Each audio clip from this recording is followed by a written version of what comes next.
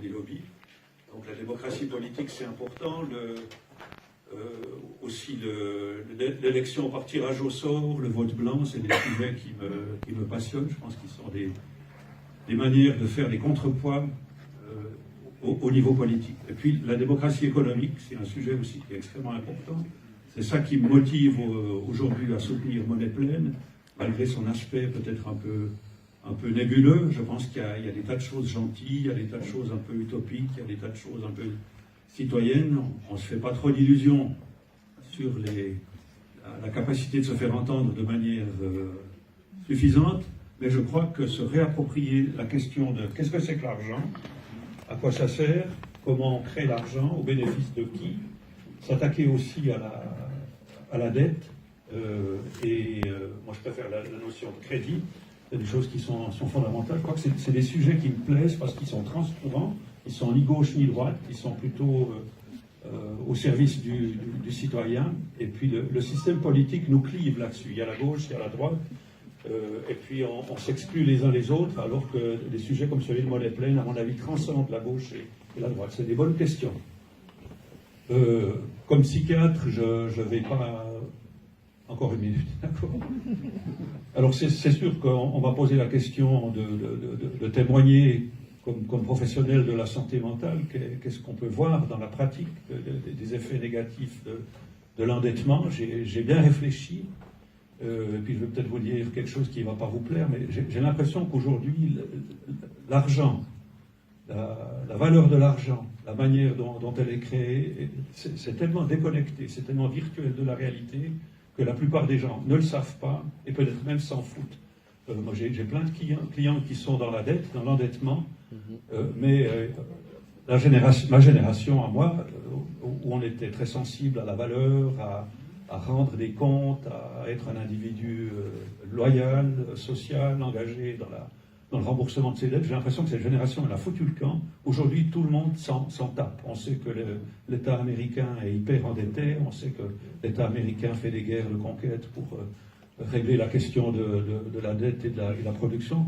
On a l'impression que les gens sont plus concernés. De toute façon, pour la majorité des clients que je vois, sauf ceux qui sont déprimés, qui se font des idées de culpabilité autour de ça, pour la majorité, de toute façon, l'État il pourvoira. Il y aura toujours quelque chose qui se passera, où la dette sera annulée, ou si on ne peut pas la payer, ben tant pis, il y a l'aide sociale, il y a ci, il y a ça, et il y a toujours la famille pour donner un coup de main, il y a toujours la délinquance. Enfin, moi, je mesure plutôt ça. Les gens qui ont des problèmes d'endettement sont des gens qui trouvent des solutions pour pallier à l'endettement. Alors, c'est l'aide sociale, c'est toper les parents, les proches, c'est toper les amis, les proches, j'entends, c'est jouer au jeu, c'est la délinquance.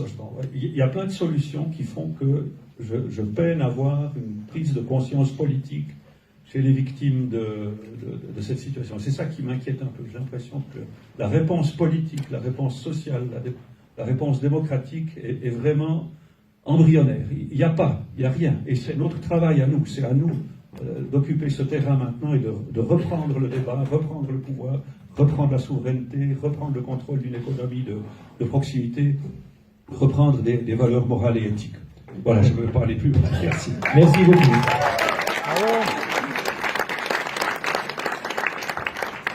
Donc les membres de notre panel savent maintenant qu'ils ont à peu près 3 minutes chacun.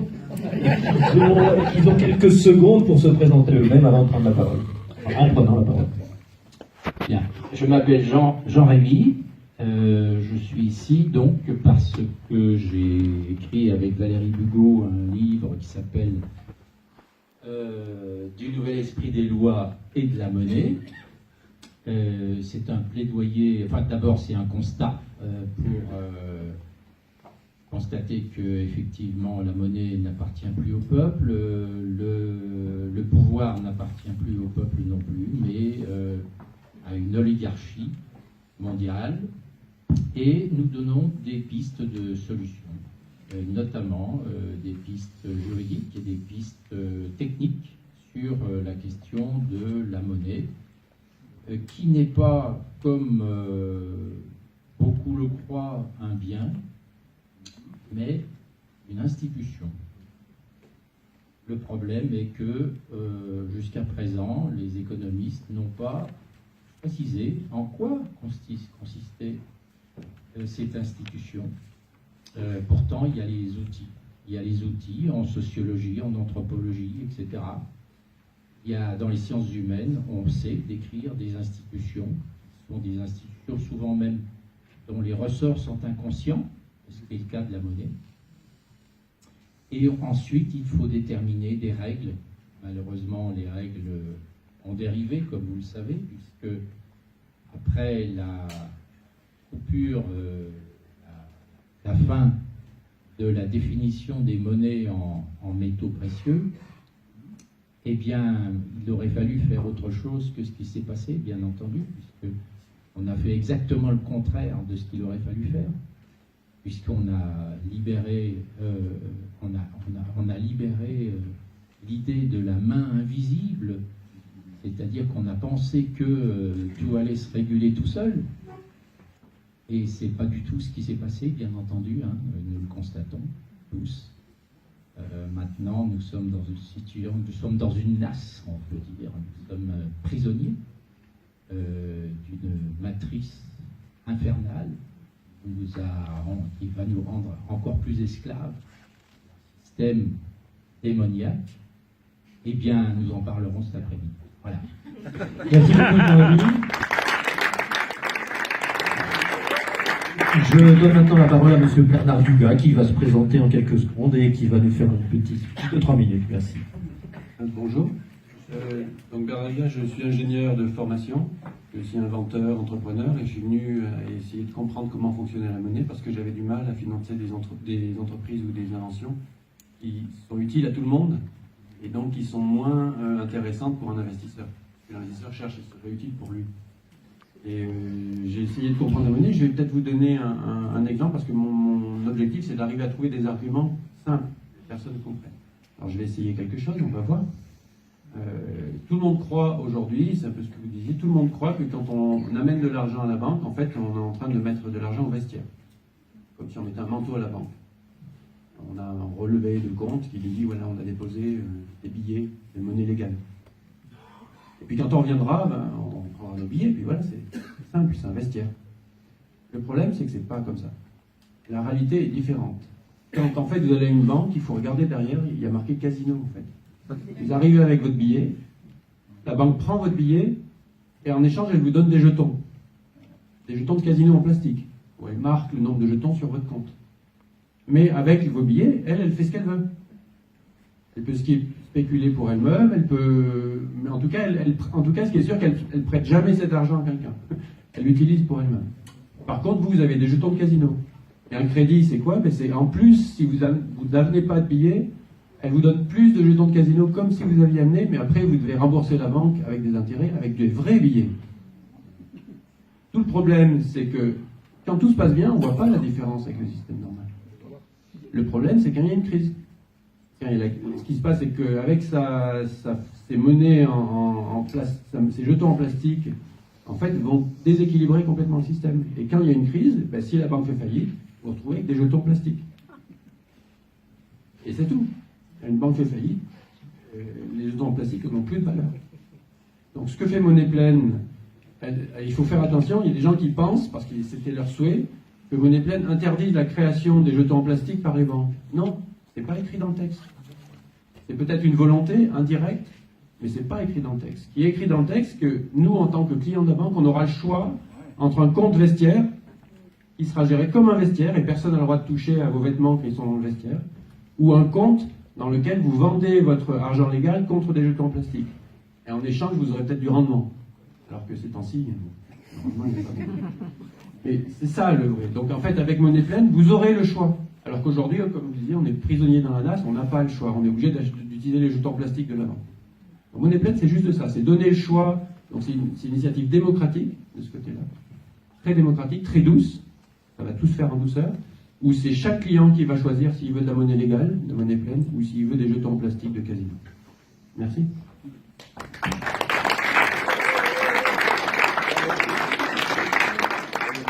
Donc je donne maintenant la parole à M. Étienne Chouard, qui va nous donner son sentiment sur tout ce qui vient d'être dit jusqu'à maintenant. Alors, Et qui va se présenter en quelques secondes aussi. donc, je m'appelle Étienne Chouin, je suis prof à Marseille. Je me bagarre sur 2 fronts depuis 12 ans qui sont la Constitution et la monnaie. Donc je suis évidemment intéressé à 200% par ce qui se passe aujourd'hui. L'initiative Monnaie Pleine pour un Français, c'est doublement étonnant. D'abord, on observe des citoyens qui ont le droit d'opiner sur des questions qu'ils peuvent choisir eux-mêmes, de façon décisive, et sur des problèmes constituants. Ça fait déjà une première surprise considérable pour un Français. On bave d'envie, quoi. On se dit qu'on pourrait avoir la même chose. Et la deuxième surprise de cette initiative, c'est qu'ils ont le culot de traiter d'un sujet qui est à la fois absolument fondateur pour la société. Comment est-ce qu'on crée la monnaie, qui crée la monnaie, comment elle est répartie. Et interdit, un sujet absolument interdit, tabou. Si vous traitez de ce sujet, si vous vous mettez à dire du mal des banques en France, vous êtes traité de toutes sortes de noms d'oiseaux infamants. De mon point de vue, alors j'aurais voulu juste en une seconde faire juste un hommage très rapide à André Jacolbec, qui était celui qui m'a fait comprendre l'intérêt de la monnaie il y a 12 ans. Et qui, je crois, a participé à la vulgarisation et à la connaissance, à la prise de conscience de ce sujet essentiel. Et c'est dommage qu'il ne soit pas là, il est fatigué, il en a marre, mais il a beaucoup donné, c'était un type formidable, André Jacolbec, à connaître. Pour résumer en 2 mots, parce que j'ai vraiment pas beaucoup de temps, mais pour moi, le souverain, c'est celui qui décide de son sort, il est libre. Et inversement, celui qui n'est pas souverain, il est soumis. Mais pour décider, il faut financer. Si vous décidez mais que vous n'avez pas la moyen de financer, votre décision ne s'appliquera pas. Donc en fait, le vrai souverain, c'est celui qui crée la monnaie. En décidant, ceci peut être financé et donc sera possible, et ceci ne le sera pas, en fait, c'est lui le souverain. Donc je pense qu'il n'y a pas évidemment de souveraineté politique sans souveraineté monétaire, que la souveraineté politique procède de la souveraineté monétaire et pas l'inverse. Donc c'est une bonne raison d'instituer au plus haut niveau la souveraineté monétaire des citoyens, donc dans la Constitution. Mais une Constitution, s'il n'y a pas des soldats pour la faire appliquer, s'il n'y a pas des citoyens constituants, c'est un bout de papier. La Constitution de Staline était exemplaire, c'était pourtant une tyrannie, parce qu'en fait, il n'y avait pas de citoyens constituants. Et je pense que même en Suisse, alors je me trompe peut-être sur certains aspects, mais ils ont été constituants à une époque, ils le sont de moins en moins, ils sont en train de se faire piquer le pouvoir. Il y a des restes magnifiques, hein, c'est bien, je bave d'envie, mais j'ai l'impression qu'il y a de plus en plus d'élus, qu'il y a de moins en moins de cantons qui votent eux-mêmes leurs lois. J'ai bien compris ce que m'a dit François, il n'y en a plus que 1 ou 2 qui votent eux-mêmes leurs lois. J'ai l'impression qu'il y a quelque chose qui régresse, pour les mêmes raisons que nous avons régressé, c'est que nous n'avons pas assez de citoyens constituants. Donc moi, l'idée que je défends, c'est de développer entre nous l'éducation populaire par la procédure des ateliers constituants, c'est-à-dire qu'on apprend à instituer nous-mêmes la société que nous voulons, y compris sur le plan monétaire. Et on n'attend pas les médias, les journaux, les parlementaires, les hommes au pouvoir pour le faire. On le fait entre nous, ici et maintenant, tout de suite. On écrit des articles, notamment sur la monnaie, et je pense qu'il faut qu'on apprenne aussi à nos enfants, aux petits, parce que c'est probablement eux qui auront l'opportunité de le faire. Donc demain, on fera des ateliers constituants chez François, ou autour de chez François, un sur la subsidiarité, ça va être, je crois, remarquable, ça va sûrement être une discussion passionnante, et un autre sur la monnaie, en essayant d'aller plus loin que Monnaie Pleine, en voyant, si on avait vraiment les manettes, on ne donnerait probablement pas simplement le pouvoir de créer la monnaie pleine aux technocrates ça pourrait être gentil, hein, de la banque centrale.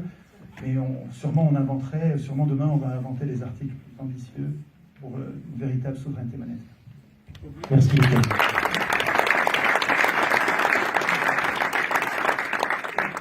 Je donne la parole maintenant à Chloé Framery en précisant un petit détail, c'est que, bon, effectivement, il n'y a pas beaucoup de femmes sur le panel ici, c'est un petit peu dommage, mais l'initiative Monnaie Pleine, c'est un premier tout petit pas dans la direction de beaucoup plus d'équité, beaucoup plus de liberté, beaucoup plus de partage dans une société et d'équilibre. Et ça, je sais que c'est une valeur qui tient particulièrement à cœur des femmes. Et donc, nous avons besoin de personnes qui sachent partager ces sentiments-là. C'est pour ça que je suis très heureux que Chloé soit là ce après-midi. Et moi, je suis très heureuse que toutes ces personnes soient là aujourd'hui. Pour moi, c'est inédit de voir Étienne et Gérard Fouché dans la même conférence. Donc, je suis vraiment ravie de pouvoir participer à cet exercice, cet exploit-là. Alors, moi, je suis mathématicienne, je suis prof de maths à Genève. Et justement, Genève est un canton dans lequel on peut voter des lois. Donc, on s'est présenté avec Sania, avec Gérard qui est là, sur une liste de candidats au Grand Conseil, le Parlement genevois, avec, entre autres, comme mesure phare, la monnaie pleine, la souveraineté monétaire et financière. Alors, que vous dire? Je suis aussi membre des AAA+, avec Bernard, François, Mathieu et d'autres. C'est l'Assemblée des actionnaires actifs positifs de la Banque nationale. Et on intervient depuis maintenant 3 ans aux assemblées générales de la Banque nationale, pour révéler tout ce qui concerne la création monétaire, les délits d'initiés aussi, et les investissements frauduleux, notamment dans les armes ou dans les énergies fossiles. Bon, on fait plein de choses à Genève, enfin, moi je suis militante dans l'âme, et j'ai compris, il y a 4 ans seulement, pour ma part, que la monnaie était déterminante dans la démocratie, en fait, dans la souveraineté des peuples. Parce que celui, comme disait Étienne à l'instant, celui qui crée la monnaie décide de ce qui existe, de ce qui n'existera pas, et de qui a le contrôle, et de qui a le pouvoir. Notamment, on sait que, enfin maintenant j'espère que tout le monde le sait, que les politiciens, enfin toutes les personnes qui accèdent au pouvoir sont financées par cette monnaie créée par les banques. Nous notamment, on n'est pas du tout passé dans les médias, bizarrement, la liste égalité et équité, quand on s'est présenté, je pense parce qu'on amenait des projets de vraie démocratie, de souveraineté monétaire et souveraineté des peuples. On nous a complètement rayés de la liste. Et ceux qui sont bizarrement passés beaucoup dans les médias ont été élus. Alors pour moi, l'initiative Monnaie Pleine, c'est une étape, c'est pas la finalité, mais déjà, elle permet de démocratiser la création monétaire, de stabiliser la monnaie, de garantir nos comptes, puisqu'ils seront placés à ce moment-là en dehors des bilans des banques, parce que peut-être que ce que vous savez ou pas, c'est que notre argent, une fois qu'on le confie à une banque, ne nous appartient plus. Il est à la banque. Il est dans le bilan de la banque. Ça veut dire que si elle fait faillite, au revoir, il n'y a plus rien. Et puis, en plus, on doit payer des intérêts sur les crédits. Parce qu'en fait, ce qui constitue la masse monétaire, donc l'argent qu'on utilise, est essentiellement dû au crédit. Quand on fait un crédit, on ne fait pas un prêt. Et les banques nous utilisent des termes qui sont dévoyés à mon sens, parce qu'elles parlent de prêt. Or, on ne peut pas prêter quelque chose qui n'existe pas. Et dans un crédit, on ne prête rien, on crée. La banque crée de la monnaie. Donc, ces crédits, comme vous avez vu, vous avez pu le voir dans le jeu de la monnaie, doivent être remboursés, plus les intérêts. Avec la monnaie pleine, le deuxième avantage, c'est que l'argent est émis sans dette, sans intérêt. Bon, il y a plein d'autres avantages, on en parlera de plus cet après-midi, je pense. Mais pour moi, c'est un premier pas vers l'autonomie. On n'aura plus besoin de sauver les banques. On n'aura plus besoin de plans d'austérité.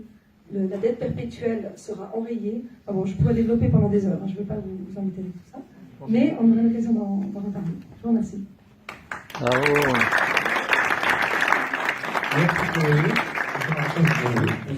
Donc, voilà, moi je fais ma petite présentation aussi à la fin. Je m'appelle Gérard Fouché, donc j'ai écrit un bouquin il y a quelques années qui s'appelle Les secrets de la monnaie. Et donc je fais des conférences sur ce sujet-là depuis l'époque de l'écriture de ce livre. Et donc, juste pour résumer un petit peu tout ce qui a été dit, la nature de l'initiative Monnaie Pleine, en fait, elle est très simple. Il y a 2 points clés simplement. Le premier point clé, c'est que nos avoirs qui sont dans les banques, au lieu d'être sur le bilan de la banque, au passif de la banque, c'est-à-dire une dette de la banque envers nous, ce qui fait que si la banque fait faillite, nos avoirs disparaissent, Monnaie Pleine dit, les avoirs des gens, maintenant, ils vont être hors bilan des banques. C'est très simple, c'est pas compliqué.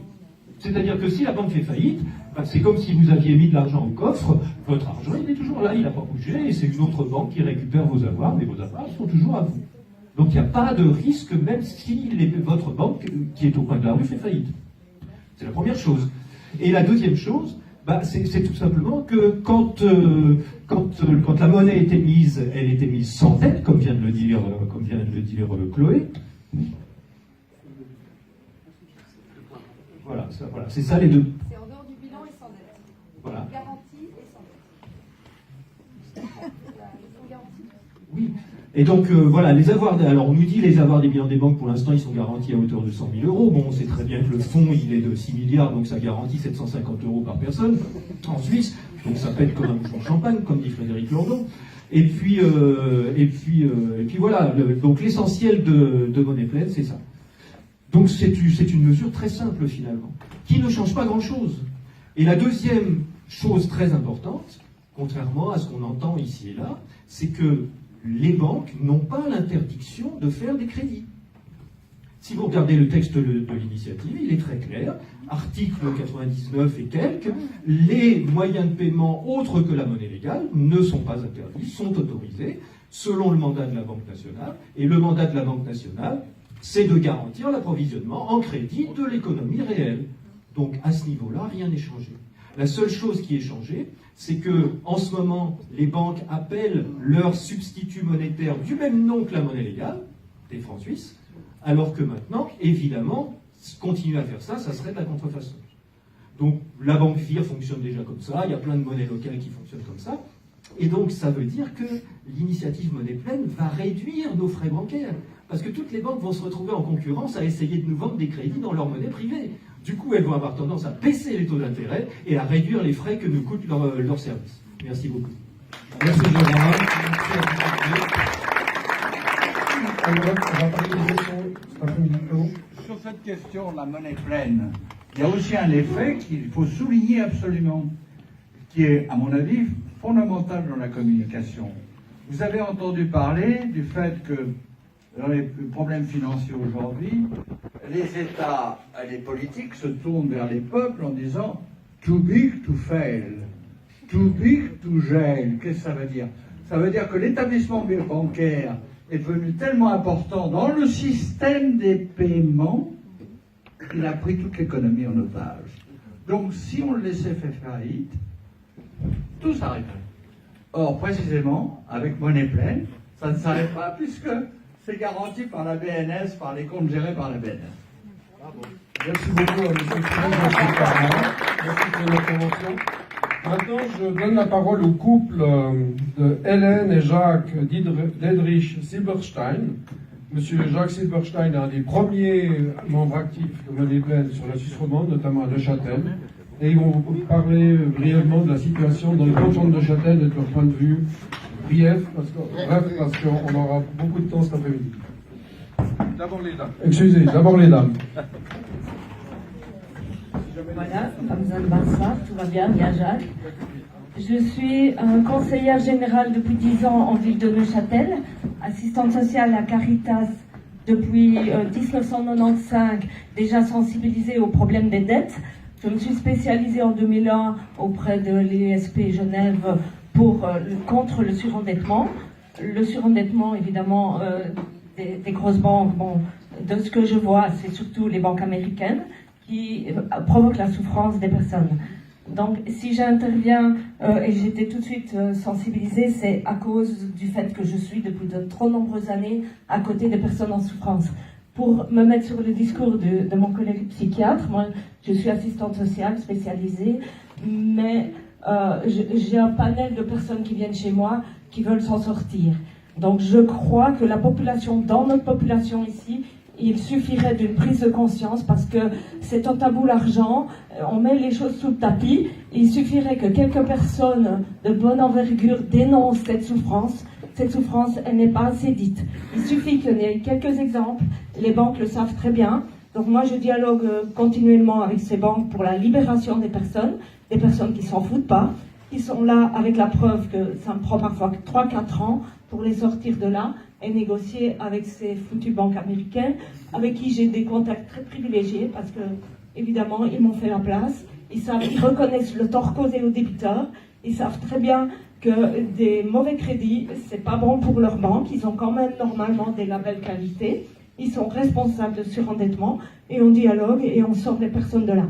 c'est très difficile parce que tout est fait dans le système pour que des gens comme moi, mes praticiens, tous les praticiens du surendettement de Suisse romande, nagent à contre-courant. Ils ne sont pas aidés, ils ne sont pas aidés par personne. On se bat au niveau fédéral, on a essayé de faire passer que le débiteur puisse au moins mettre les impôts courants dans son minimum vital, et ça n'a pas passé parce qu'il y a trop de gens de droite qui ne veulent pas laisser payer les impôts. Donc c'est encore les banques qui gagnent pour qu'elles soient les premières sur le salaire de ces personnes qui s'endettent. Pourquoi? Pour la consommation. On peut dire, ah oui, mais on est une société de consommation. La société de consommation, c'est la société qu'on se crée. Et si on dénonce, eh bien on dit, on ne veut plus vivre comme ça. Pour moi, c'est politique. C'est un acte politique qu'on fait aujourd'hui. Et je suis très fière de céder la parole à mon mari, qui est sur des questions peut-être tout à fait autres. Mais moi, mon témoignage, c'est être à côté des personnes et dénoncer cette pauvreté. C'est la pauvreté, c'est notre pauvreté. Parce que toutes les familles sont concernées quand quelqu'un va mal. Et ça, je le sais, je l'ai vécu. Et je suis témoin qu'il y a des forces dans notre société et les banques ont peur. Et on doit continuer à faire très peur aux banques.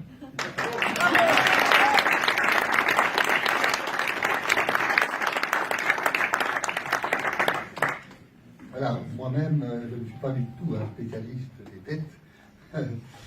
Et par contre, et c'est je crois ce sur quoi en fait François de Siebenthal a compté, c'est que je suis membre actif de Monnaie Pleine, mais dans un canton qui est très largement endetté, au point que ce soit en fait ça fasse presque rire l'ensemble de la Romandie, le canton de Châtel hyper endetté. Et il fait aussi souffrir sa population pour des raisons similaires. Pourquoi? Parce qu'il a des dettes énormes. Alors, bon, comme je ne suis pas spécialiste des dettes, je me suis dit, je vais d'abord me poser à moi-même quelques questions. Qu'est-ce que c'est qu'une dette au niveau d'une collectivité? Puisque, bon, la partie, disons, des individus, des personnes physiques, ma femme en a parlé avec brio. Une collectivité publique, elle a aussi des dettes et il y a des termes qui sont utilisés souvent, dette publique, dette souveraine. Parfois, on ne sait pas très bien ce que c'est que les deux. Il y a des dettes endogènes, des dettes exogènes. Je vais les parcourir d'ailleurs, disons, l'état des lieux pour un certain nombre de pays. Et parmi eux, j'ai noté un pays très très particulier qui a une dette publique extraordinairement haute, 2,5 fois son PIB, c'est le Japon. Et le Japon, pourtant c'est un pays quand même, qui n'est pas du tiers-monde, ou qui n'est pas... C'est un pays très développé. Et il a une particularité, lui, c'est qu'il n'a qu'une dette endogène. Il n'a jamais accepté que des prêteurs extérieurs, ce qu'on appelle des investisseurs extérieurs, viennent se mêler de leur argent, de leur dette. Donc c'est aussi une forme de marque de volonté de souveraineté. On veut bien être endetté collectivement, mais seulement depuis l'intérieur, on ne veut pas d'ingérence extérieure.